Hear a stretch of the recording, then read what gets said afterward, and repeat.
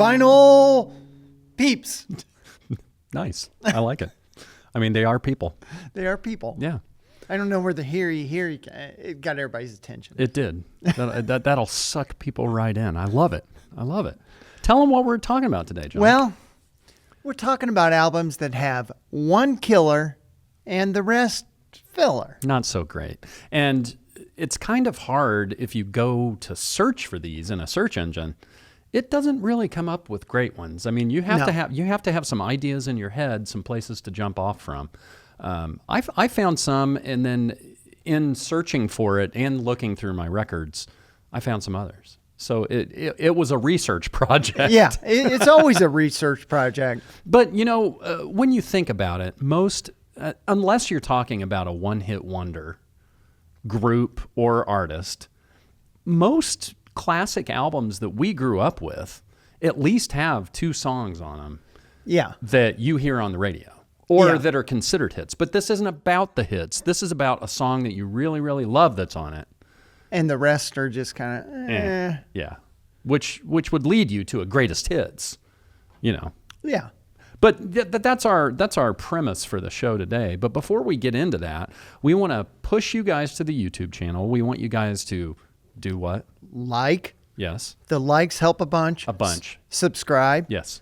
Comment. And share. And share. And we also want you guys to know that we have a merch link in the description. We want you to go there.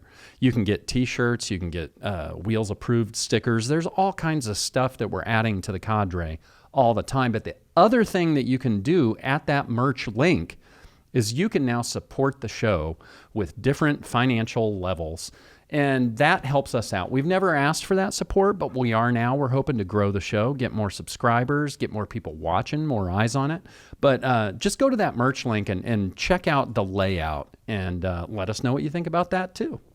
Cool. What do you think? I think it's going to be awesome. Really, check it out. I mean, we're not asking for a mortgage payment. No.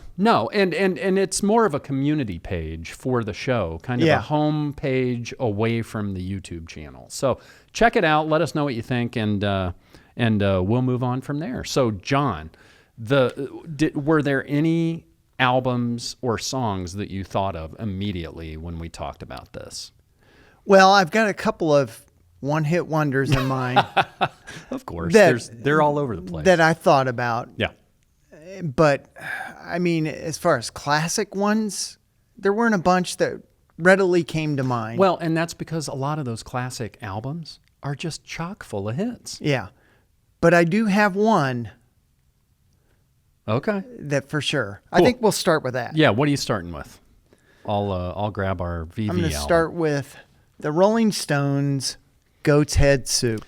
Quite possibly the creepiest album cover. Indeed. Definitely the Stones' creepiest album cover, but maybe one of the most creepy album covers ever. And it came out in '73, and it followed up the success of Exile on Main Street. Mm-hmm. There were big expectations for this album. Mm-hmm.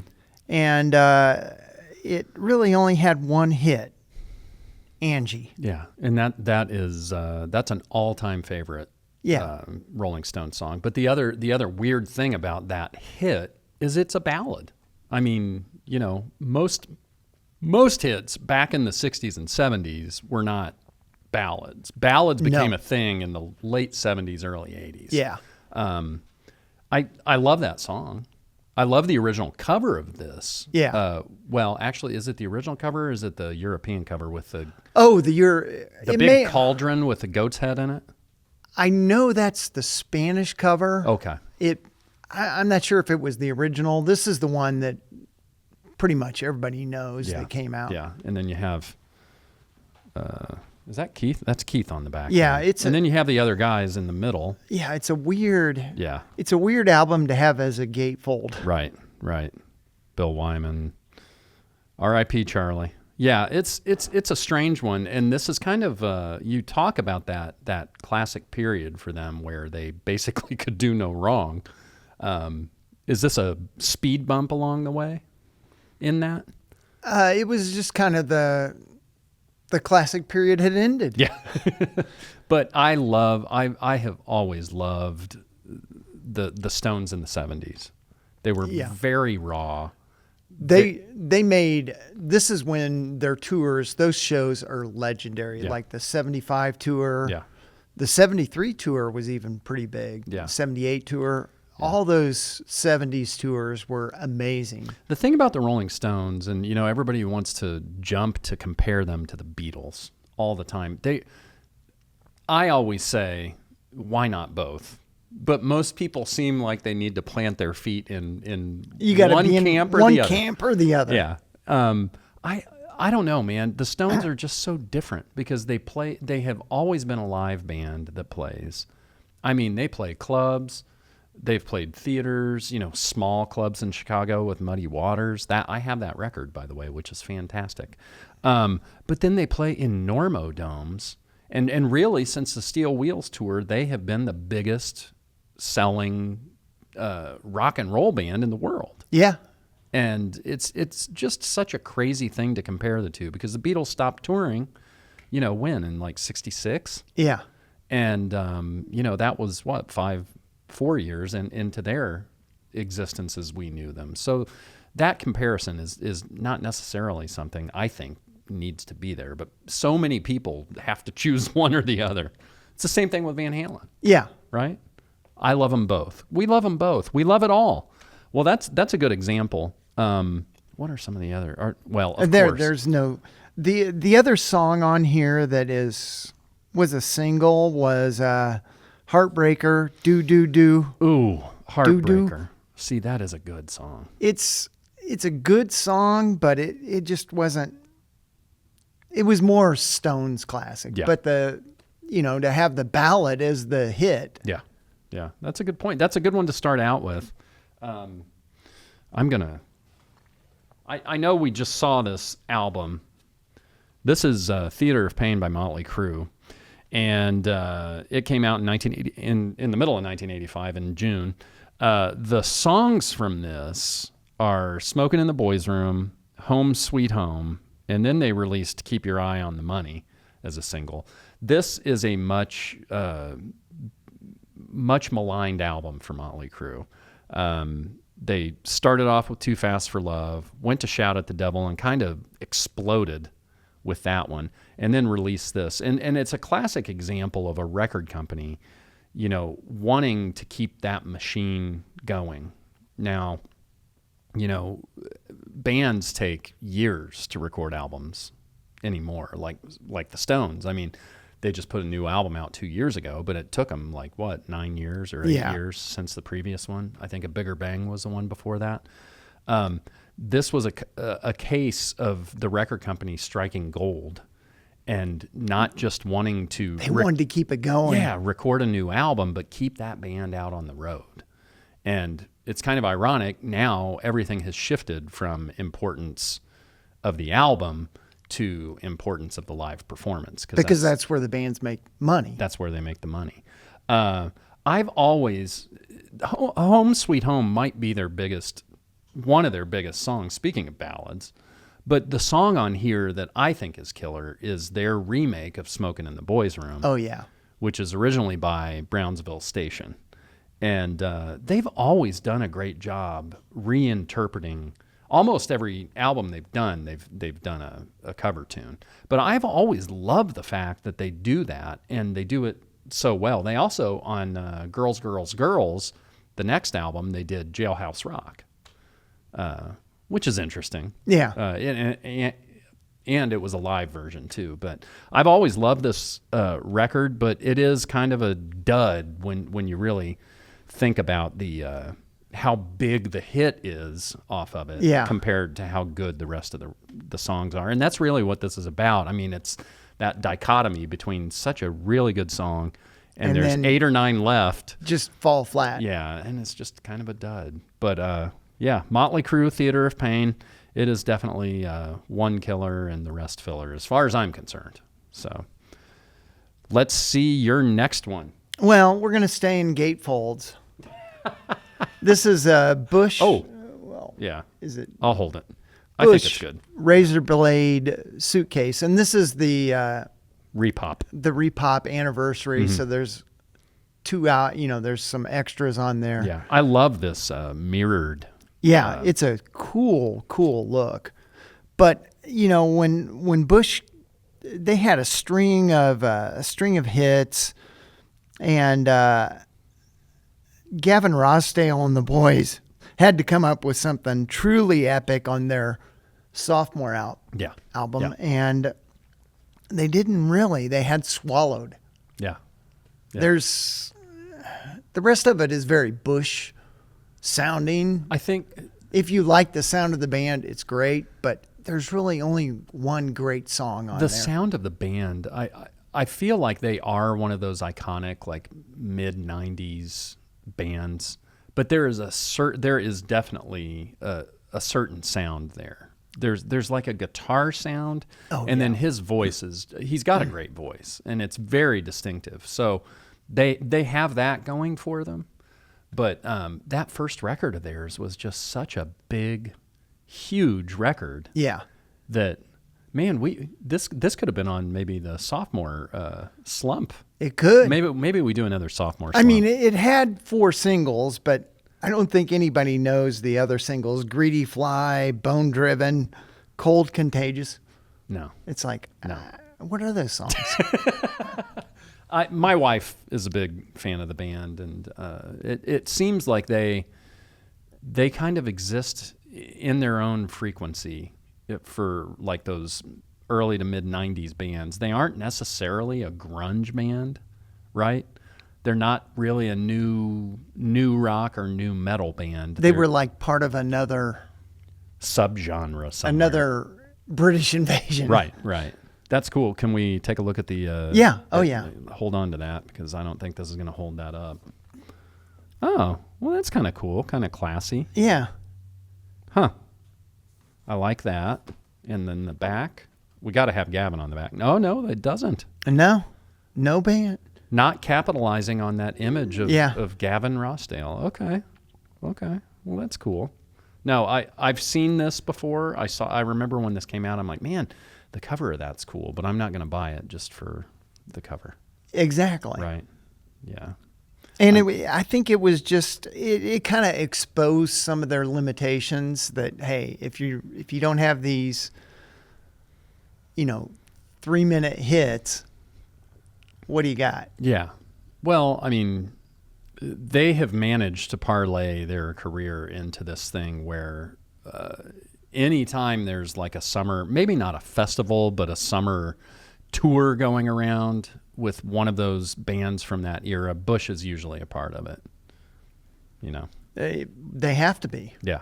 And it's just such a weird thing too, because he was married to Gwen Stefani, and that was such a big deal at the time. And because No Doubt was still right. And then her solo work. Yeah, and I'm sure that was part of the reason that they had as much notoriety as they did through that era too. Oh yeah.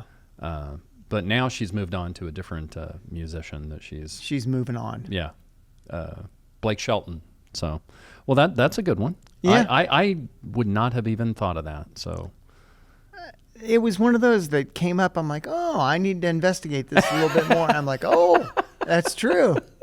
Well, good job investigating. My next one is a Kiss album, which to me, there are really very few Kiss albums that I think only have a few good songs. But this is the first one. This is one that actually came to mind without me looking up anything.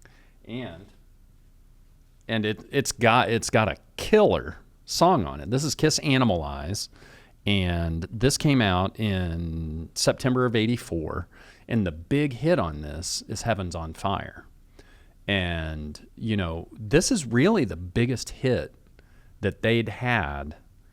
Well, I mean, Lick It Up was a big hit too. Yeah. But, they were in that transition period from the heyday of the 70s, the big 1978, we're going to release 4 albums, 1 million copies of each. And then, that was the death knell. People started leaving the band, personalities started conflicting, and then eventually they took the makeup off. This might be the biggest song that they had since they took the makeup off. And for a band to have been around since, 73, and this is 84, that's 11 years. That's a lifetime. Yes. For most bands. Yeah. Yeah. That's, and 10 years. And the other thing that they had to adapt to was the MTV era, which a band like Kiss, had they kept the makeup on, the MTV era probably would have just loved them to death. You know what I mean? So I understand the transition from makeup to no makeup and then back. But in retrospect, maybe it wasn't the best idea. Not right away. Anyway, I've always loved this album cover, with the different animal skins on it. And then, of course, you have them in the post-apocalyptic world with flames and stuff on the back. And this was also in the era when Gene Simmons fancied himself as an actor more than a musician. So the guy steering the band was Paul Stanley. And most of these songs are written by him. But, Heaven's on Fire is really the only really good song on this one. But it was a hit, and it got people's eyes on Kiss. It got them played on MTV and, a million radios. When I was a kid, I carried around like a boom box with batteries in it and just listened to the radio constantly. And there was a time when you could probably find Heaven's on Fire on 3 different radio stations simultaneously. So they did something right.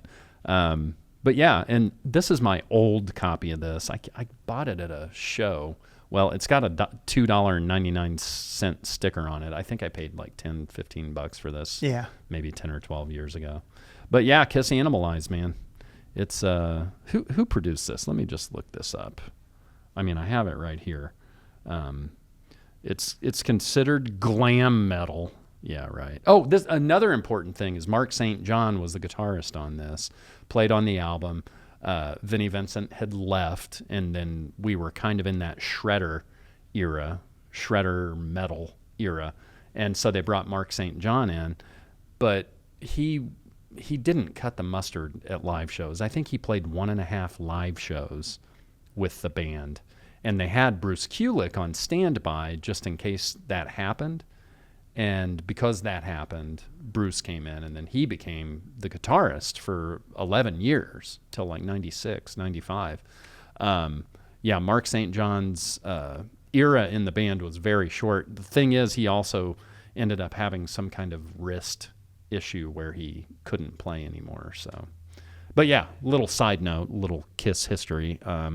Kiss Animalize. Give it a listen. Let me know if you think that song's the only good one.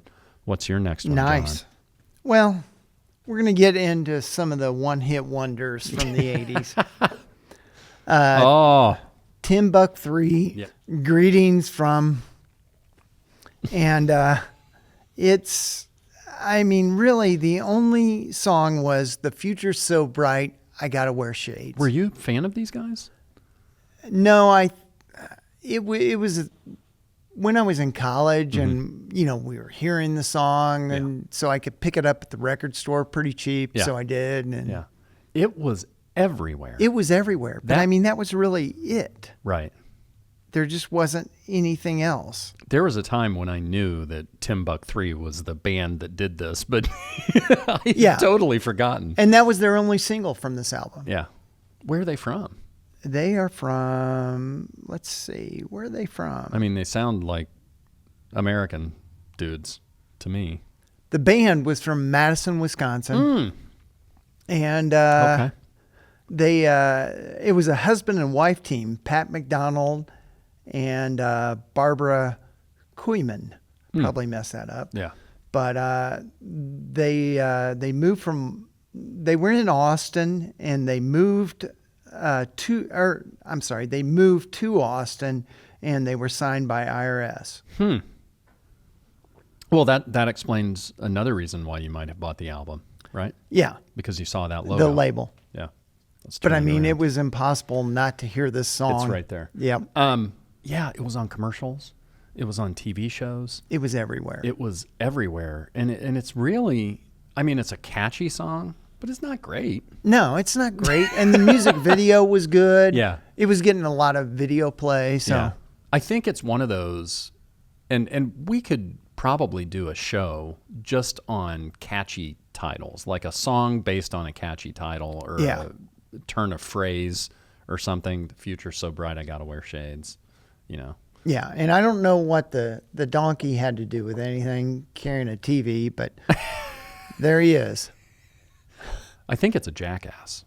It's a jackass. Yeah. No, that's a good one. I guess I knew that it was a band called Timbuk 3, but when you hear a song that much, there is a period of time where it's very catchy and clever, and then it gets to that point where you're like, I don't need to ever hear this again, and then it just declines very quickly. Yeah, it's a rapid decline after and I that. think the reason that I really never looked into the band is because there was so much overexposure with that song. Oh, yeah.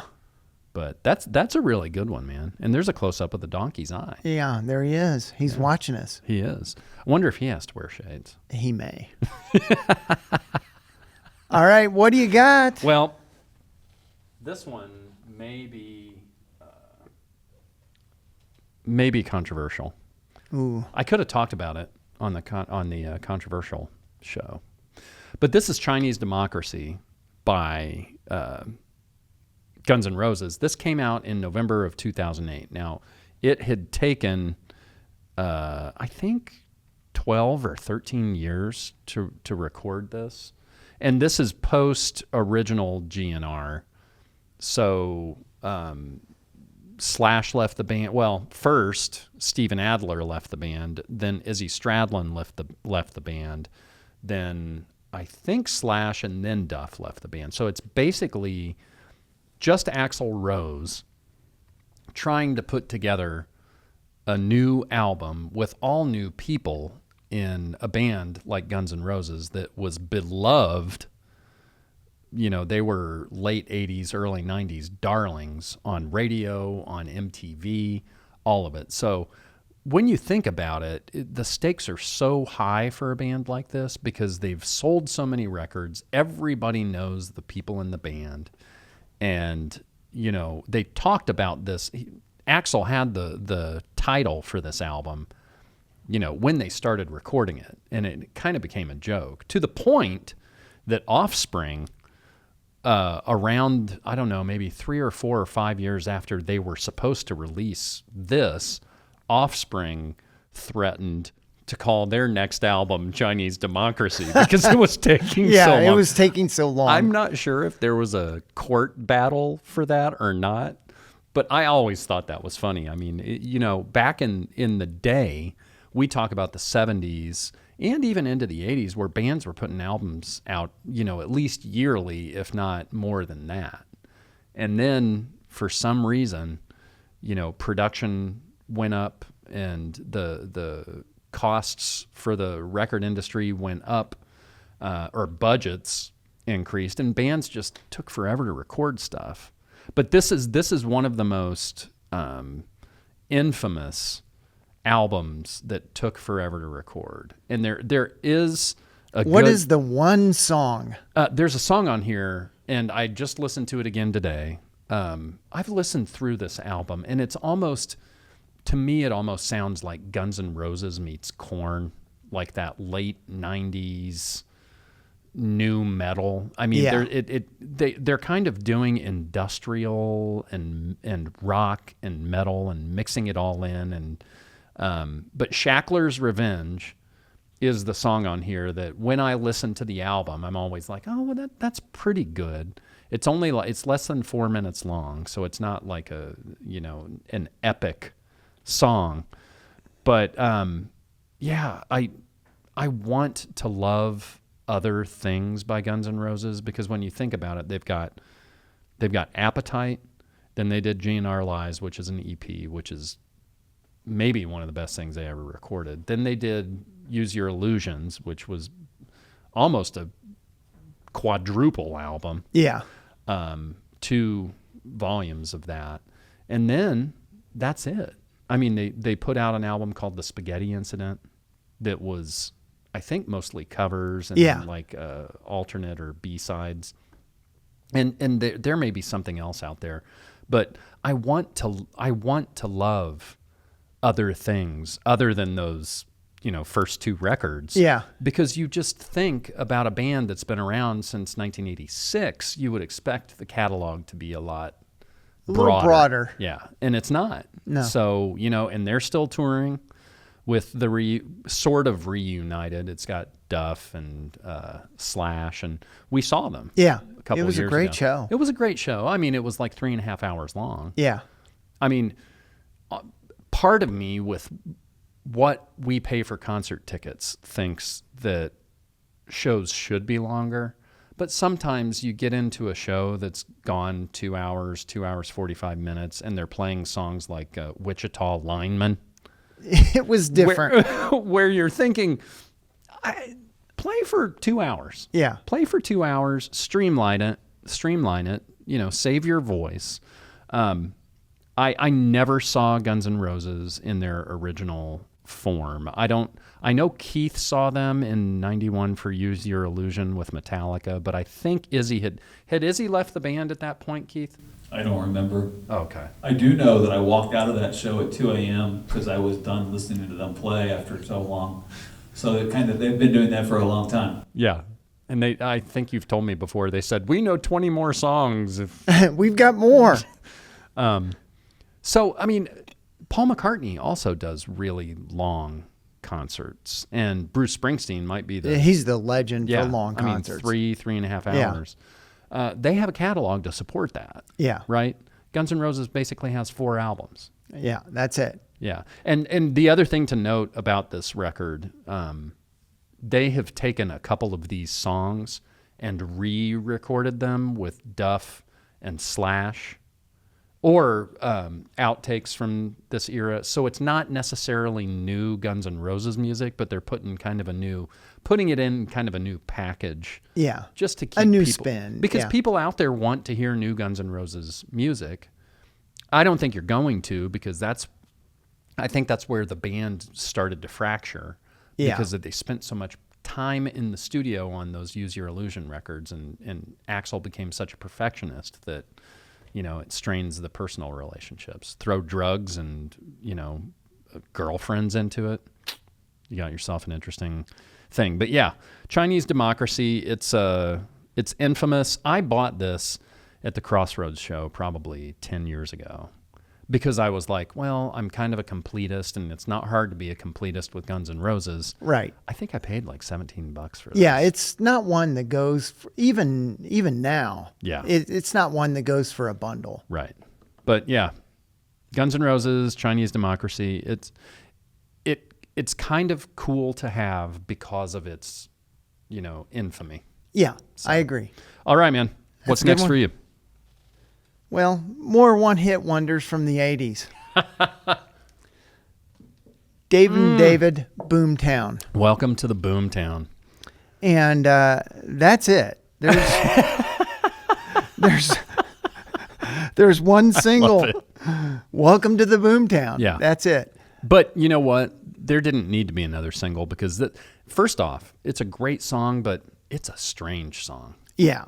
And it was everywhere. It was on all the time. Yeah. And I mean, it was driven by, it came out in 86. So MTV was raging and the welcome. Even the videos it's almost like it was directed by Chris Isaacs. Really? No, it has a Chris Isaacs feel in the video. It's not your upbeat, peppy video. No. It is a strange song. I also have this record.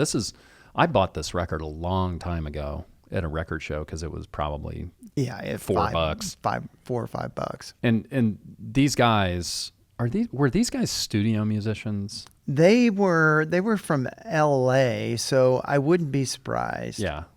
But this was their initial release, and I think this was maybe their only release. Yeah.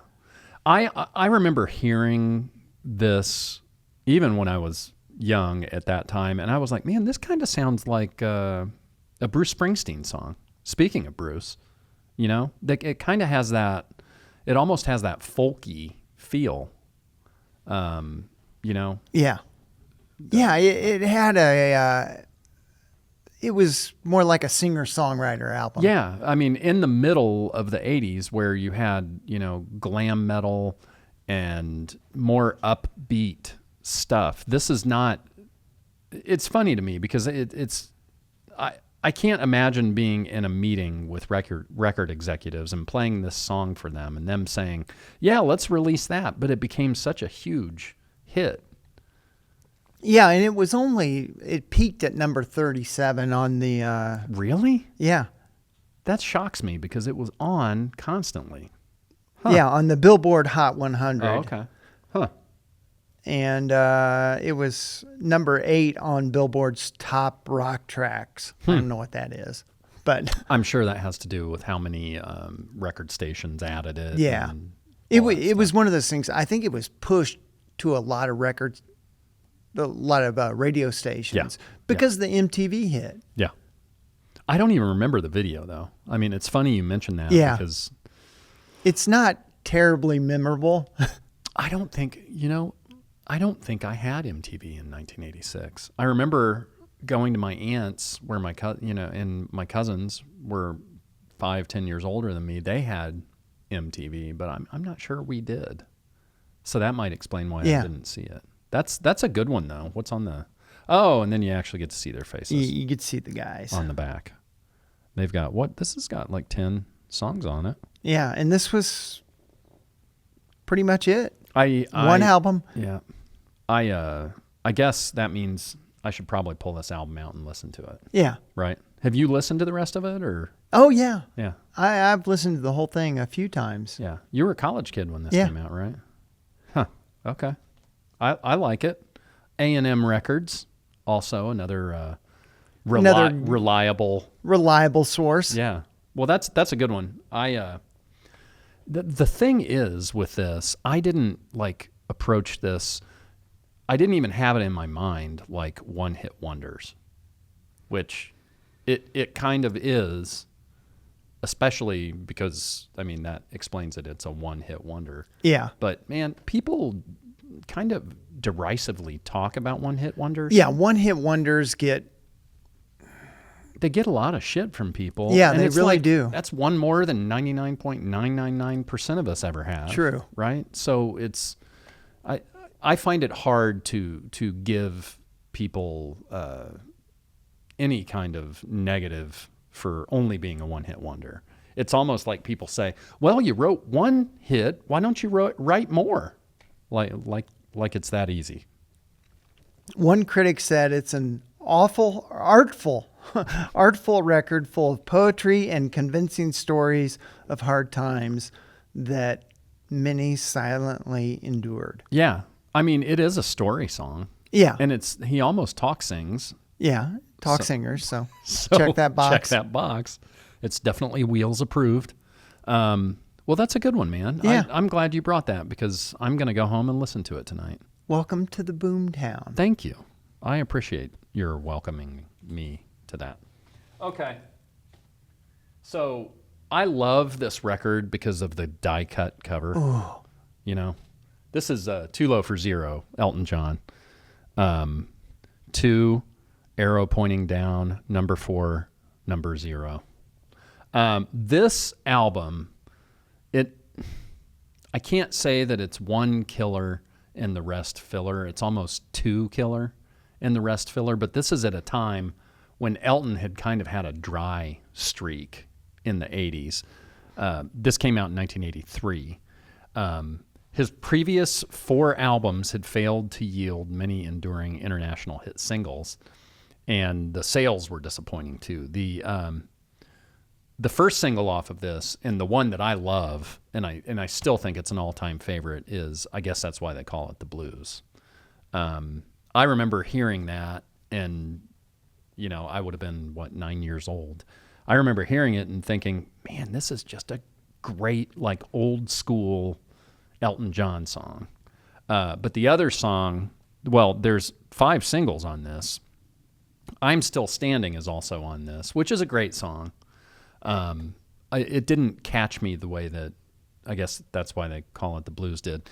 Then there was Kiss the Bride, which I've never even heard that song. I defy anybody to tell me what that song sounds like, even though I've listened to this. Yeah.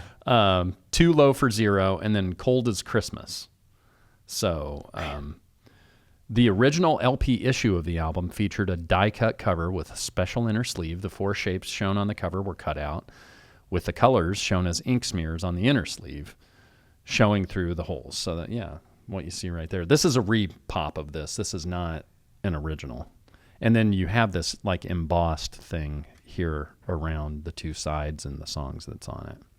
I am a Elton John fanatic. I think he's a treasure to the music world. Who did he just do a song with? He just he just did a whole album with Brandy Carlisle. Oh. Yeah. So that's supposed to be coming out soon. That'll be an interesting And I love duet. Brandy Carlisle Yeah. too. She's Keith and I had the opportunity to work with her probably 12, 13 years ago. She certainly wasn't the huge star that she is now, but she was great. And, I love when artists pair up with somebody. He did that album with Leon Russell, and the whole reason he did that was to help Leon out because he was in financial trouble. But I think, that they're just big fans of each other. And I also think they may have shot a documentary while they recorded that new album. That'll be a good one to look for. Yeah. But Elton is just, even when he does wrong, which I'm not going to say he does no wrong, because like I just said, there's those albums in the 80s that just don't have a lot to offer. I still love him. I've probably seen him 7 or 8 times, with Billy Joel, without. And he's just always, for some reason, even in the 70s when I was very young, I was all about Elton He's John. a great showman. Yeah, great showman and just an amazing artist. Yeah, Too Low for Zero. Give it a listen. I might put this on again and just see if I can correct myself. There you go. Yeah. All right. Well, we're going to stay in the one-hit wonders from the 80s because there were a lot of them. Yeah. Eddie Grant, Oh, Killer on the Rampage, and he looks like a killer with those really, really tight shorts and the tight he's got the look. t-shirt. And the song, Electric Avenue. bingo. It's such a weird song, man. You know what I mean? Because he sounds so angry, but it's like a pop song. Yeah, and this came out in 82, and so I grew up on a small farm, but we had this small satellite dish that only got HBO. So pretty much I would watch HBO Constantly. all the time. Yeah. And So you guys had cable early because it wasn't cable. It was a small, but that's all we had. Right, yeah. Just HBO. But what I'm saying is you had that cable programming Yeah. early. Since it was satellite, since you were in the middle of nowhere on the farm, they couldn't get cable to you. I don't think we got cable until like 1987 or something. Yeah, like that's. It was a weird thing, especially in the 80s. I can't remember when we got it, but anyhow, HBO at that time, in between movies, would play music videos. Did they really? And they played this all the time, and I loved it. Yeah. It's a great song. I mean, it really is. But when you think about it, it is such a strange song. I mean, it starts out with that like really loud noise, and like I said, he like sounds angry. Yeah. On it. Yeah, that's really strange. But as we talked about with MTV before, I mean, at a certain point, unless it was a black artist, they just played everything, right? Yeah. Anything, and they weren't necessarily called music videos in the infancy of them. They were called, I think they were promotional movies. Oh. I think they called them promotional movies or something. Really? Like that. Huh. So what else did they play? I mean... Oh, HBO. Yeah, like were there other videos that you remember them playing? And the only reason, this is going to strike, you're going to be surprised, but they played The Night Fly. Are you serious? all the time. And I That's- probably have on a tape somewhere where I've taped a bunch Taped of it. stuff. Yeah. In between the movies, I've got this and Nightfly. And so I really want that album. Yeah. Oh, you want the Nightfly? Yeah. Well, you Just need because of that memory. moment. Yeah. Well, that's a great album. And that, even though it's Donald Fagen, it is not a Steely Dan album. No. I mean, there's probably why I like it. There's a lot more going on there. I mean, obviously the same musicianships. Yeah. Walter Becker, I think, basically any solo album that he or Walter Becker did, they each played on it and produced on it. But there's something different about the Nightfly, man. It is a really, really great album. But Michael Young talked about that record, and we need to look for that pressing that he was talking about. Oh, yeah, that's right. So, yeah. That'll give me an excuse to go watch the show again. There you go. Which you should all do too. If you haven't checked out that Michael Young show, I'd like to have him on the show every week. Yeah. But I don't think that's going to happen. This is a good one. I want to see. This is on Portrait Records, and then Caribbean Airwaves is a production company. Yeah, because I'm sure this was and one of the. there he is on the back. Yeah, I'm sure this was one of the first presses of this. Mm-hmm. And, you know, the amazing thing is this was his 6th studio album. But was it the first to be released in the U.S. or? Good question. Because he's from the Caribbean. I'm not sure it's Jamaica. Maybe it is Jamaica. That's the thing. I just always saw the dreadlocks and immediately thought of like Bob Marley. But it's a lot more aggressive sounding than Bob Marley. Yeah, for sure. It's more. I forget what they call it, but it's more of a Jamaican house. Oh yeah. Which we would have never heard. No. Until that point, at least. He's a Guyanese British singer. Guyanese. Okay, cool. Well, that's a good one. I wouldn't have necessarily thought of it. I may have this record. I may have inherited this record. And the Electric Avenue reached number 2 in the U.S. Pretty crazy. Yeah, there was another song on here, I Don't Want to Dance, which doesn't even ring a bell with me. I've heard that. I remember that. That it didn't do well in the U.S., but in the U.K. it did well. It was more of a dance. The next song that I remember him having a hit with was the theme song to Romancing the Stone. The sequel to... Wait a minute. No, Romancing the Stone was the first one, right? And then Jewel of the Nile was the second one, right? Those are great movies. Both those movies are guilty pleasures for me. I love them. Oh, they're great. Yeah, I mean, those two, Michael Douglas, Kathleen Turner, are perfect, fantastic together. That's a good one, man. Talk about bringing back some memories. Yeah, Eddie Grant. Well, I'm going to do something that I never do, and that's talk about a not so great Elvis Costello record. And this is Punch the Clock. This came out, well, I have never had to read this. Oh, it was released August 5, 1983.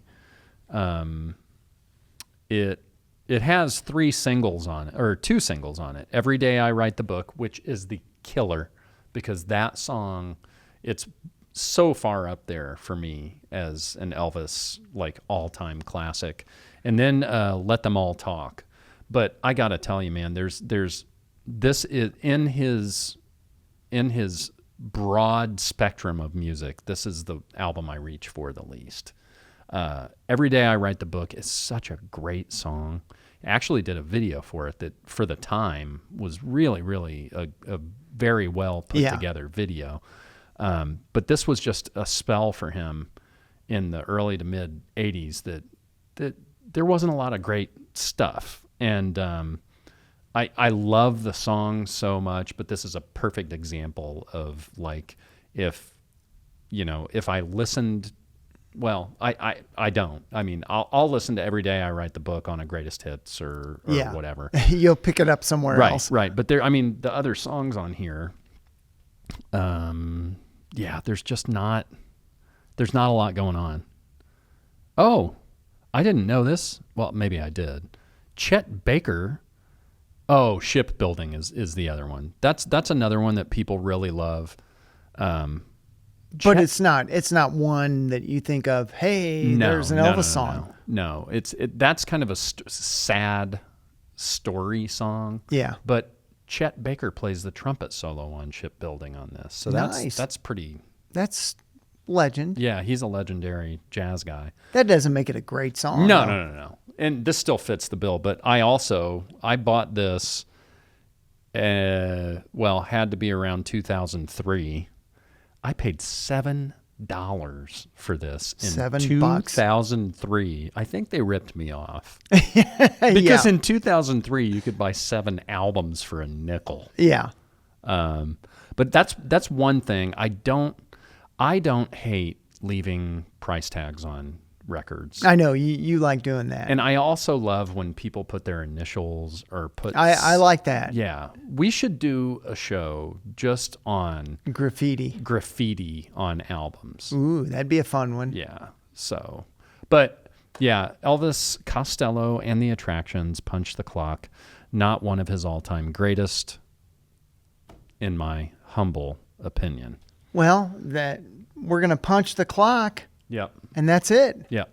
Well, we want you guys to tell us what some of your favorite one killer and the rest filler albums are. What else do we want people to do?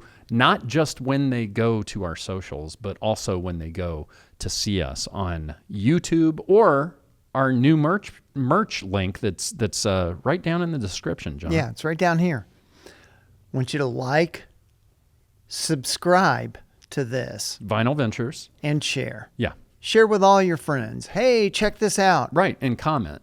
We have a community that we have built the whole time that we've done this show. It kind of started with John and I shopping together, but then we started going to more record shows and record stores together. And this community of people, the base community that this show's really based on, just such a great group of folks. But we want you guys to join that and become more of a part of it, because that's what this whole thing has been about for John and I.